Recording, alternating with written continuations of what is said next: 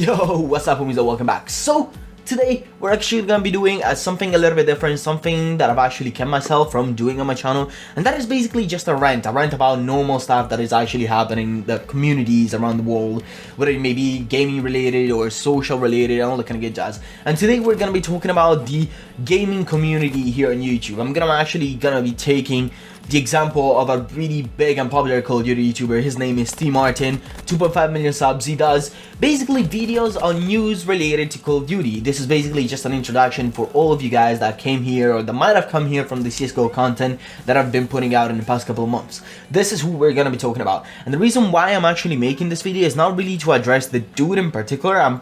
I'm completely honestly not really that big of a fan of TmarTn. I'm not insulting the dude, I have nothing against him, just the kind of content that he outputs is not really my kind of content that I enjoy watching, which is something perfectly fine.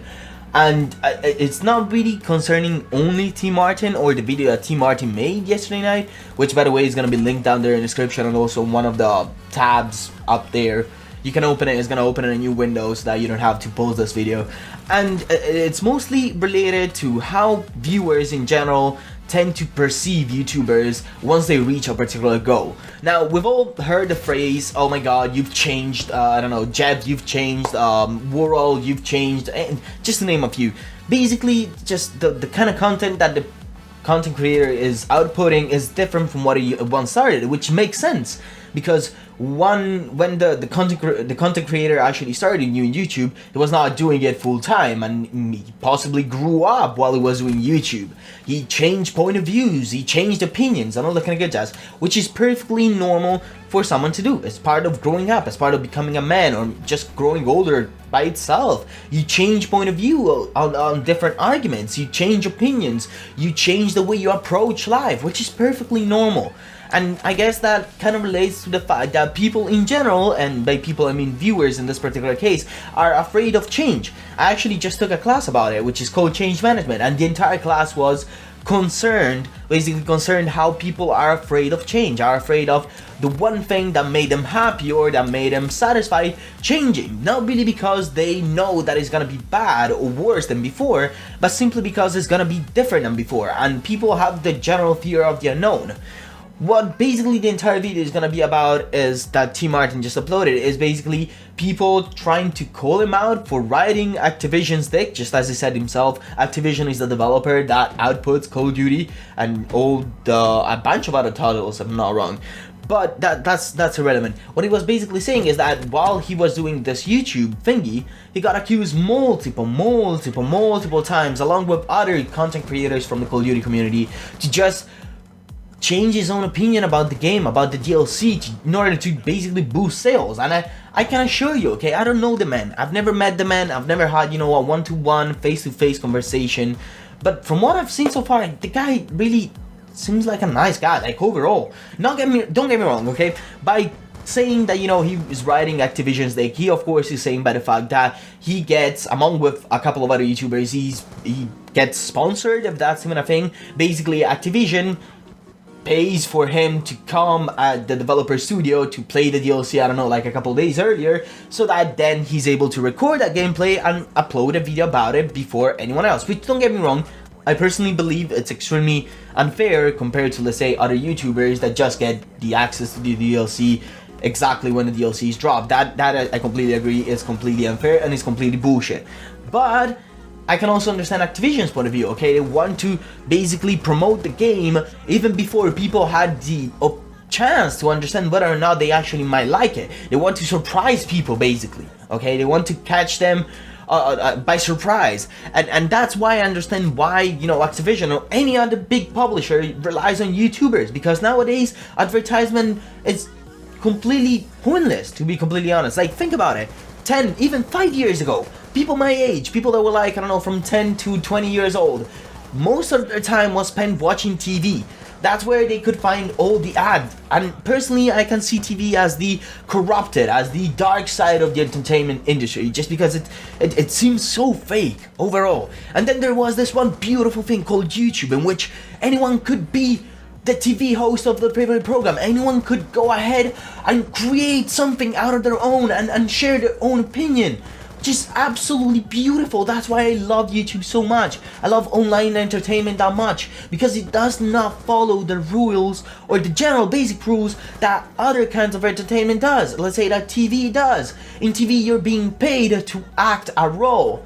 You're being paid to be the host of a news program. You should not be paid to be the host of a news program, because in that way, I mean, you're not going to be delivering the news that you want to deliver. You're going to be delivering the news that your producer tells you to deliver, aka Fox News is a brilliant example. What I'm trying to go for right now is that YouTube is basically built on a mutual relationship of trust, okay? The subscriber puts trust on the YouTuber. The YouTuber puts trust on the subscriber. It's a mutual relationship based on trust. If the YouTuber was to mislead the subscriber on something that he might not understand, he might not feel appropriate, he might not be positive about, then that would destroy that level of trust. That would basically break everything that YouTube is based upon. I personally see my subscribers as people that I can relate on a day-to-day basis, as people, almost as friends, which I know sounds extremely cheesy, but that's how respectful I tend to be. I don't want to mislead people in order to, you know, gain success. I don't want to mislead people just for my own good, because I would never do that to a good friend of mine. It simply would be illogical for me. I like being with that person. Why would I mislead them?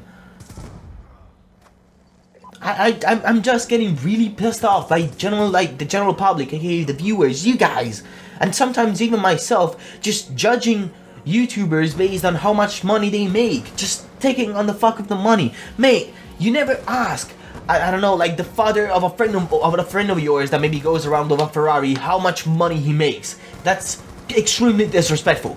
Extremely disrespectful. At least in Italy it is, and I'm pretty sure it also is in Sweden, if I'm not wrong. They tend to be extremely respectful about how much money they make and how much they actually, you know, show through all. It's none of your concern. People are here to bring you a product, aka something entertaining, something that you will enjoy spending your time on, your precious time.